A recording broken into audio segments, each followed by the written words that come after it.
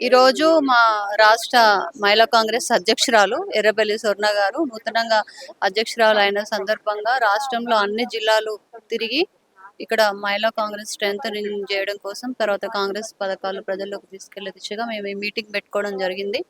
ఇవాళ చేవెళ్లలో శ్రీమతి జ్యోతి Bhim Bharat vice president గారి ఆధ్వర్యంలో ఈ మీటింగ్ జరిగింది. ఈ ఈ మీటింగ్ లో ముఖ్యంగా మొన్న జరిగిన మహిళా ఆరక్షణ బిల్ విషయంలో 543 ఉన్న సీట్లను 820 సీట్లకు డీలిమిటేషన్ పేరుతో పెంచేసి ఈ మహిళా రిజర్వేషన్ 33% బిల్లుని దానికి లింక్ పెట్టి అటు ఇటు కాకుండా చేసి మళ్ళీ కాంగ్రెస్ ప్రభుత్వమే ఈ బిల్లు ఆపిందని చెప్పి ఒక దుష్ప్రచారం చేయడం జరిగింది బీజేపీ ప్రభుత్వం.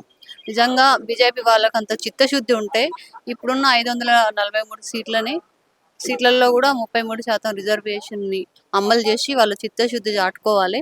అందుకని ఇప్పుడే ఈ తక్షణమే ఈ బిల్లు 33% రిజర్వేషన్ బిల్లు అమలు చేయాలని చెప్పి మేము పోస్ట్ కార్డు మీద సంతకాలు సేకరించి ప్రధానమంత్రి ఆఫీస్కి పంపడం జరుగుతుంది అన్ని జిల్లాల్లో రాష్ట్ర వ్యాప్తంగా. అదేగాక బీజేపీని నేను ఒకటే అడుగుతున్నా, ఈ మధ్య ప్రధానమంత్రి గారు బంగారం కొనకండి, డీజిల్ పెట్రోల్ ఆదా చేయండి, కార్లలో తిరగకండి అని చెప్పి సలహాలు ఇస్తున్నారు. మరి సామాన్య ప్రజలకైతే ఒక రూలు, మరి మీరు కోట్లు వెచ్చించి లక్షలు వెచ్చించి మీరు విదేశాల పర్యటనలు దేనికోసం చేస్తున్నారు? అదంతా ప్రజాధనాన్ని వేస్ట్ చేయడం కాదా?